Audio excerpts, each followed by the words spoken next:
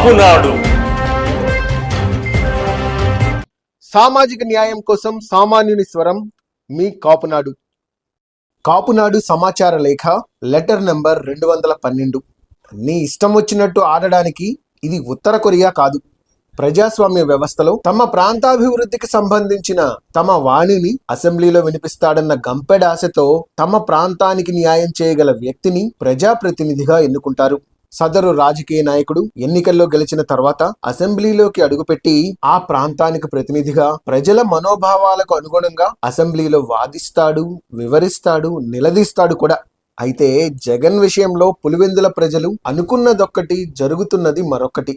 అధికారం నాకు రానప్పుడు వ్యవస్థను భ్రష్టు పట్టిస్తాను అన్న నానుడితో వ్యవహరిస్తున్న జగన్ ఉత్తర కొరియా అధినేత కిమ్ మామను గుర్తు తెస్తున్నాడు. మనమున్నది ప్రపంచంలోనే అతిపెద్ద ప్రజాస్వామ్య దేశంలో.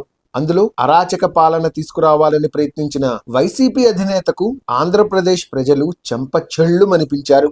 నిజం చెప్పాలంటే 2019లో జగన్ కి వచ్చిన ఓట్ల శాతం 49.95 అయితే తెలుగుదేశం పార్టీకి 39.17% ఓట్లు పోలయ్యాయి. అంటే కొంచెం అటు ఇటుగా 10% ఓట్లు మాత్రమే జగన్ కి ఎక్కువ వచ్చాయి. దాని వలన జగన్ కి అధికారం వచ్చింది. అధికారం రాగానే ఆంధ్రప్రదేశ్ ను కిమ్ను మించిన నియంతలా ఉగాండా అధినేత ఈదీ అమీన్ ను తలపించేలా పాలించాడు. ఇక 2024 విషయానికి వస్తే జగన్ కి వచ్చిన ఓట్ల శాతం 39.37. ఇది 2019లో తెలుగుదేశం పార్టీకి వచ్చిన ఓట్ల శాతంతో పోలిస్తే కేవలం 0.2% ఎక్కువ మాత్రమే. సీట్ల సంఖ్యకు వచ్చేసరికి 2019లో తెలుగుదేశం పార్టీకి 23 సీట్లు వస్తే 2024లో వైసీపీకి కేవలం 11 సీట్లు మాత్రమే వచ్చాయి. పేరుకు ఓట్ల శాతం ఎక్కువలా కనబడుతున్న ప్రజా వ్యతిరేకత చాలా స్పష్టంగా కనబడుతోంది.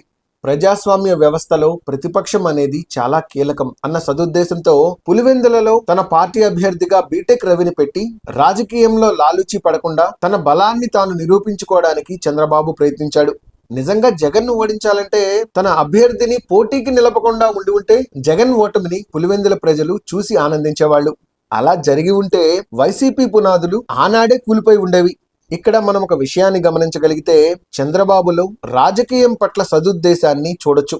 2024 ఎన్నికల్లో గెలిచి తెలుగుదేశం ప్రభుత్వం అధికారం చేపట్టి 6 నెలలు గడుస్తున్న గత ప్రభుత్వంలో ప్రతిపక్షాల పట్ల, ప్రజల పట్ల అసభ్యంగా వ్యవహరించడంలో క్రియాశీలకంగా ఉన్న వాళ్ళను మాత్రమే చట్ట ప్రకారం సక్రమ విధానంలో చర్యలు తీసుకోవడం జరుగుతోందే గాని కక్షపూరిత చర్యలకు పాల్పడలేదు. ఇది కూటమి ప్రభుత్వ వ్యూహాత్మక రాజకీయం.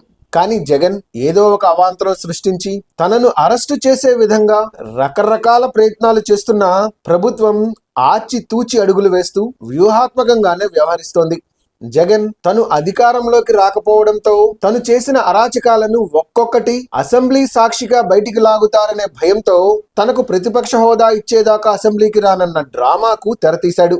జగన్ కోరుకున్నట్లు ప్రతిపక్ష హోదా రావాలంటే గత ప్రభుత్వంలో స్వయాన జగనే స్పష్టంగా తెలియజేశాడు. ఏంటంటే ప్రతిపక్ష హోదా ఇవ్వాలంటే కనీసం 18 సీట్లు ఉండాలి. మీ నుండి కేవలం 5-6 ఎమ్మెల్యేలను వైసీపీ వైపు లాక్కుంటే నీకు కనీసం ప్రతిపక్ష హోదా కూడా ఉండదు అని నిండు సభలో చంద్రబాబును ఉద్దేశించి అన్న విషయం ప్రజలు ఇప్పటికీ మర్చిపోలేదు. ఆనాడు జగన్ శాసనసభలో మాట్లాడిన మాటలకు నేడు ప్రతిపక్ష హోదా ఇచ్చి తీరాల్సిందే అని చేస్తున్న యాగీకి ఏమైనా పొంతన ఉందా? జగన్ అసెంబ్లీకి రాకపోతే ఆంధ్ర రాష్ట్రంలో కొంపలేమి మునిగిపోవు. ఆయన అరాచకాలకు ఎమ్మెల్యే పదవి ఒక కవచం. గత వైసీపీ ప్రభుత్వంలో రాజకీయంగా కాపుల పట్ల వ్యవహరించిన తీరు, జనసేన అధినేత పవన్ కళ్యాణ్ పట్ల చేసిన యాగి, వ్యక్తిగత దూషణ, ఇవే కాక విజయవాడ జిల్లాకు వంగవీటి మోహన్ రంగా పేరు పెట్టకుండా కావాలని దురుద్దేశంతో ఎన్టీఆర్ పేరును పెట్టి కాపు కమ్మల మధ్య వైషమ్యాలు పెంచాలని ప్రయత్నం చేయడం, వీటన్నింటినీ చూసి కూడా వైసీపీ కాపు నాయకులు బొత్స, అంబటి, పేర్ని తదితరులు అప్పుడు మాట్లాడకుండా నేడు కూటమి ప్రభుత్వం వచ్చాక వీళ్లు ప్రవర్తిస్తున్న తీరును చూస్తే వీరికి వ్యక్తిగత ప్రయోజనాలే తప్ప కులం పట్ల నిబద్ధత, నిజాయితీ లేదని స్పష్టమవుతోంది. అందుకే కాపు సమాజం ఇలాంటి స్వార్థపూరిత నాయకుల్ని పక్కన పెట్టి కులానికి ద్రోహం చేసే ఎంతటి నాయకుడినైనా రాజకీయ సమాధి చేయాలన్న కృతనిశ్చయంతో పాటు మరోపక్క యువ నాయకత్వాన్ని పెంపొందించేలాగా కృషి చేయాలి.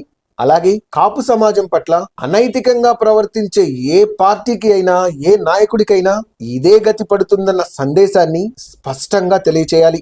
ఇదే మనం జనసేనానికి అందించే నైతిక మద్దతు. అప్పుడే పరిపూర్ణ రాజ్యాధికారం దిశగా కాపు సమాజం పురోగమిస్తుంది. అభినందనలతో గాళ్ల సుబ్రహ్మణ్యం, కాపునాడు జాతీయ అధ్యక్షులు, చైర్మన్, కాపు విద్యాభవన్, కాపునాడు ఫౌండేషన్ ట్రస్ట్ అధ్యక్షులు, ఓసీ కులాల ఐక్యవేదిక ఆంధ్రప్రదేశ్ కార్యవర్గ సభ్యులు, అఖిల భారత కుర్మి క్షత్రియ మహాసభ.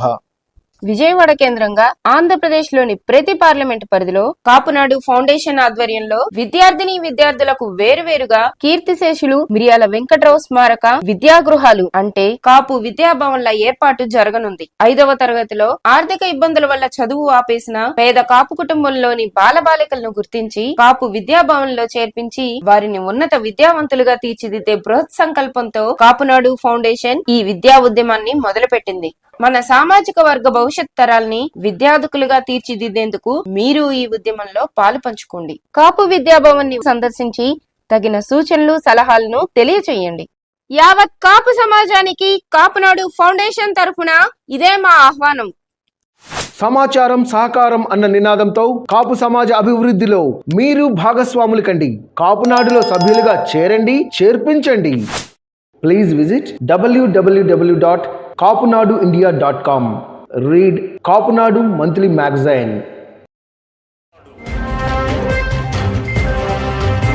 Please subscribe our channel.